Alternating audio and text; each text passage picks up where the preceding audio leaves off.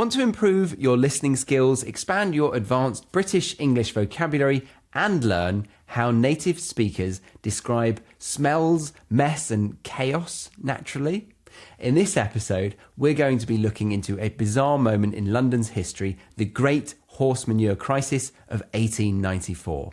And at the time, newspapers predicted the streets would be buried under 9 feet of dung. That's almost 3 meters.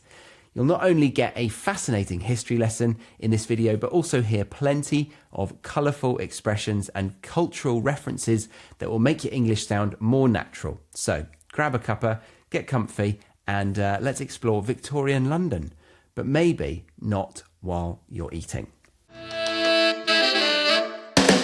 To understand how London got into this mess, we need to appreciate just how dependent Victorian cities were on horses. So let's think back before electricity, before gas or the internal combustion engine. 19th century cities depended on thousands, and I mean thousands, of horses to function. Everything depended on horses, and all transport, whether of goods or people, was drawn by horses.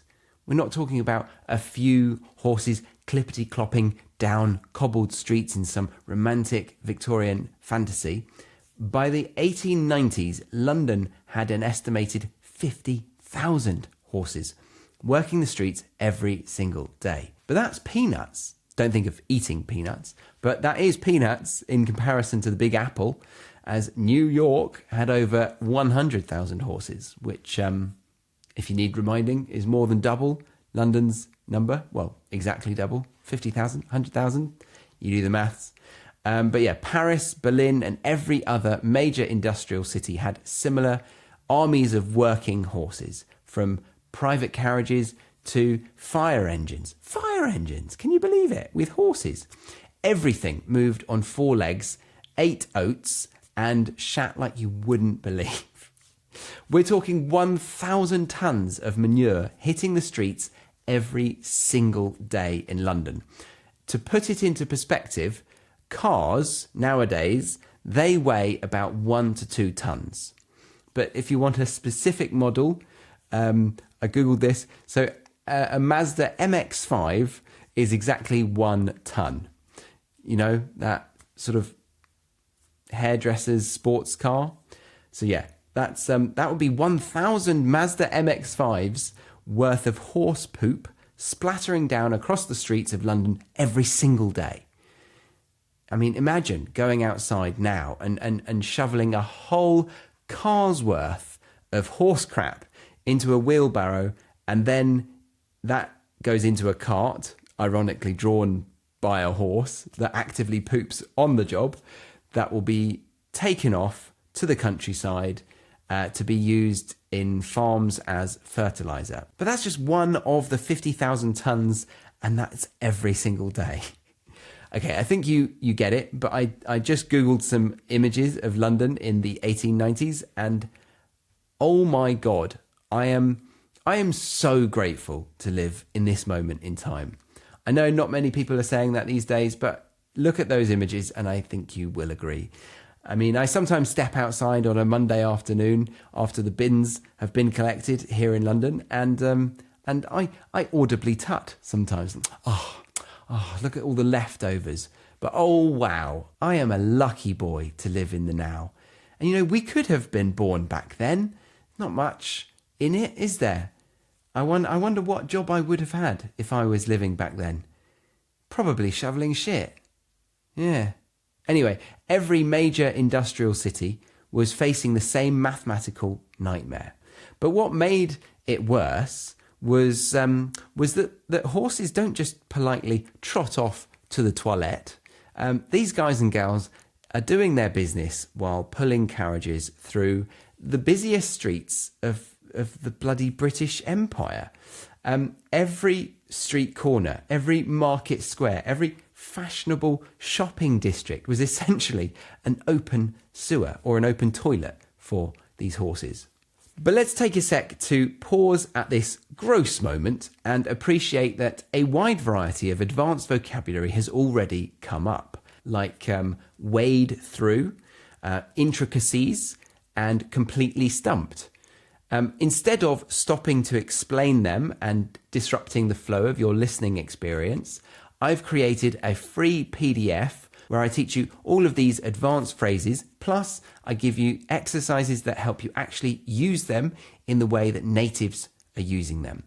I've seen some research to prove that people who turn their listening studies into an active exercise retain 3 times more information. Meaning, if you download the PDF and you do those exercises, you'll be much more likely to remember the new language when you need it in a real conversation. You can grab it by scanning the QR code on screen right now, or clicking the link in the description box or show notes of this episode, or the pinned comment below. And that link will take you to this page. Fill out your name and email to sign up to my mailing list, and then I'll be able to send it directly to your email inbox. All right, let's carry on with this delightfully smelly episode. Now, you might think they had a population of over 5 million people to help clean this mess up, though, Charlie. And yes, that's right. I am assuming you knew the population of London back in 1890. Well done, you. You're right. Yeah, there were 5 million. I was surprised by that because we're only at 8 or 9 million now. I thought it'd be way less back then.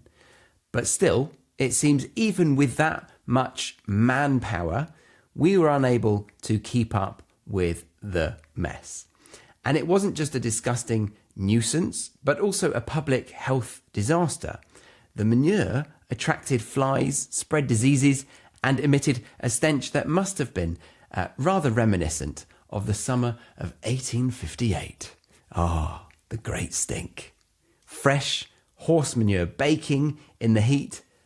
It's a wonder anyone survived. The streets weren't just dirty, they were dangerous. When it rained, the manure turned into a slippery, foul-smelling mud that made walking treacherous. Sorry if I made you retch, just describing that situation.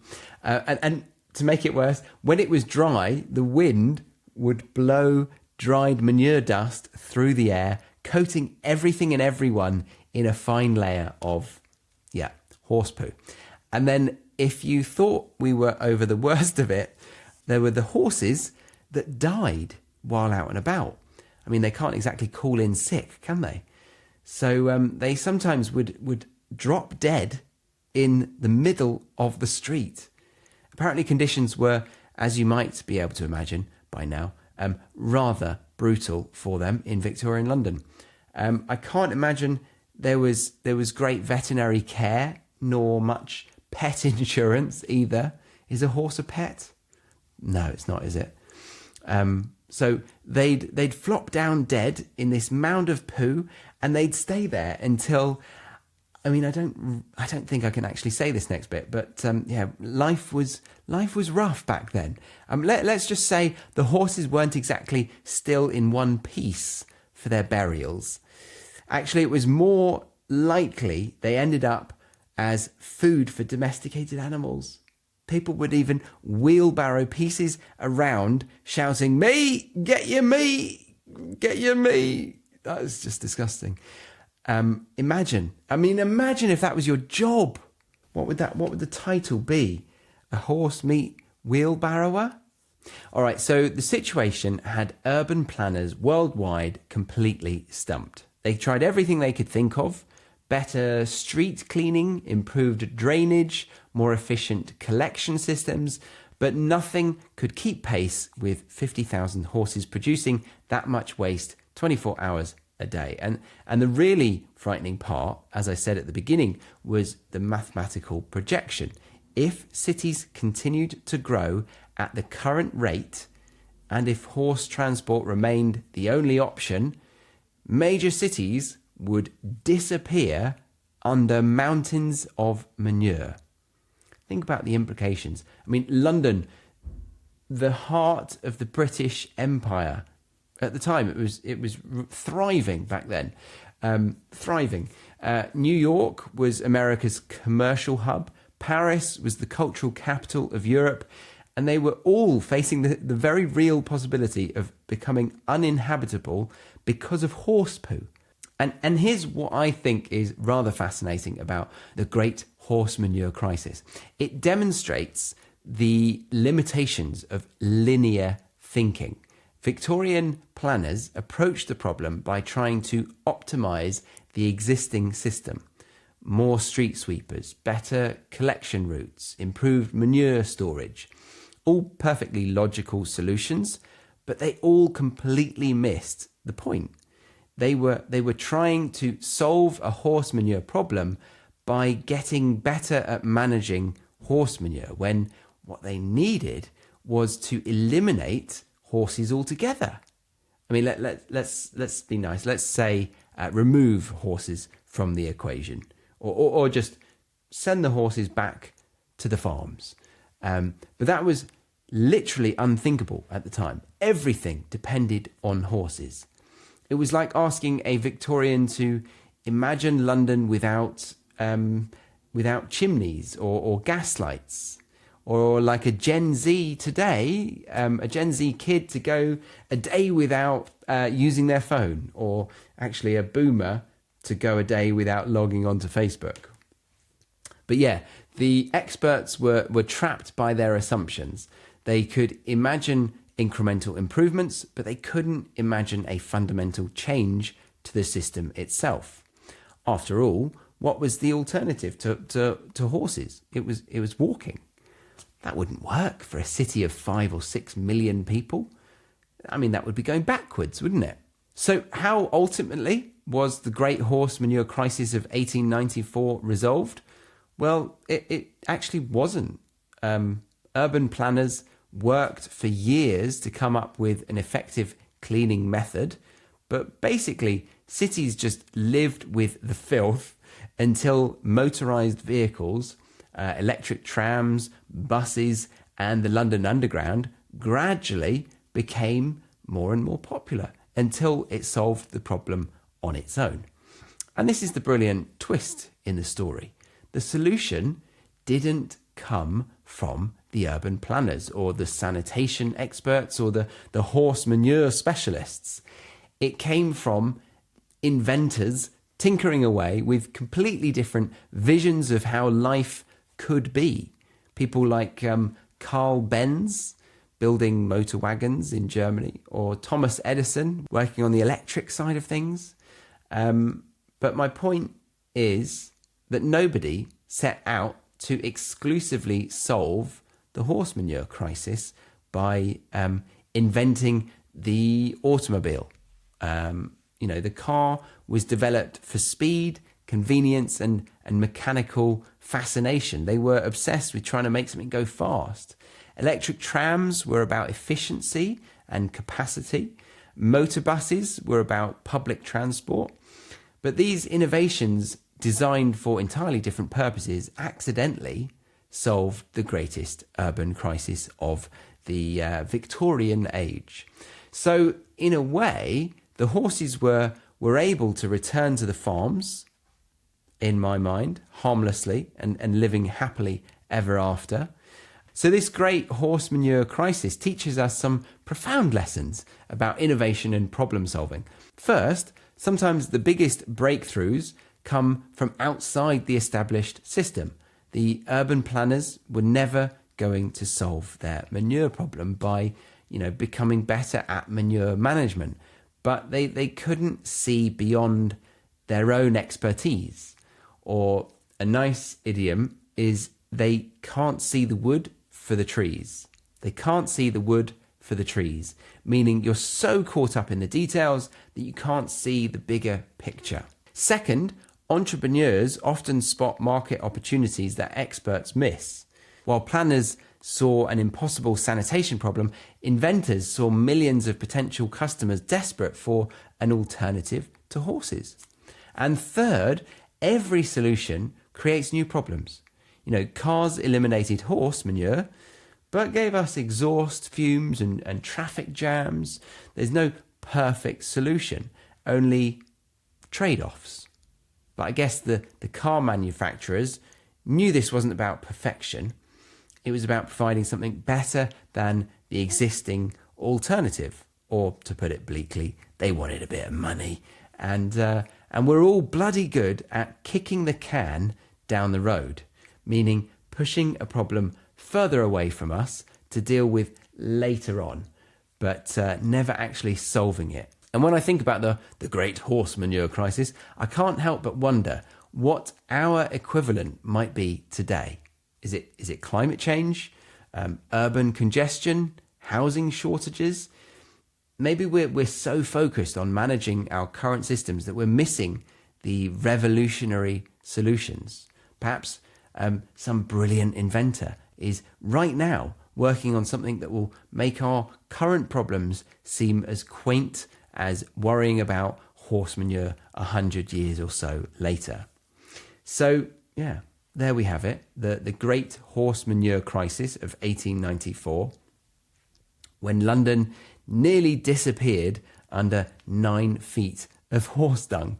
And the world's brightest minds threw up their hands and admitted defeat, while no doubt exclaiming, "This is horse shit." Okay, so in my next history-based episode, I'll be talking about the London Underground, and thankfully, I think you'll be able to eat your lunch while listening to that one.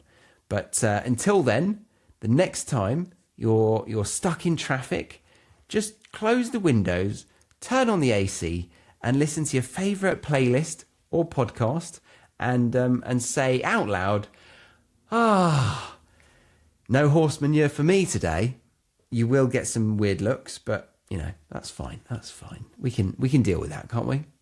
Now, if you've enjoyed this episode and want to make sure you actually remember the colourful vocabulary we covered, like how Victorian planners had to wade through endless piles of horse dung and grapple with the intricacies of a city drowning in manure, only to end up completely stumped and eventually throwing up their hands in despair, then grab the free PDF. And best of all, you'll walk away with some profound lessons that will not only boost your vocabulary, but also help you think more clearly in English. So yeah, download the PDF by scanning the QR code on screen right now, or click the link in the description box or the pinned comment below. And subscribe or follow the show, give this a like if you learned something new, and share it with a friend who loves quirky British history and wants to improve their vocabulary at the same time. But yeah, thanks for joining me for this rather aromatic journey through Victorian London. And since you're still here, you might just want to watch another one of my videos that will give you even more listening practice and even more advanced British English. So yeah, simply click on the video that has just popped up on the screen right now. Bye-bye.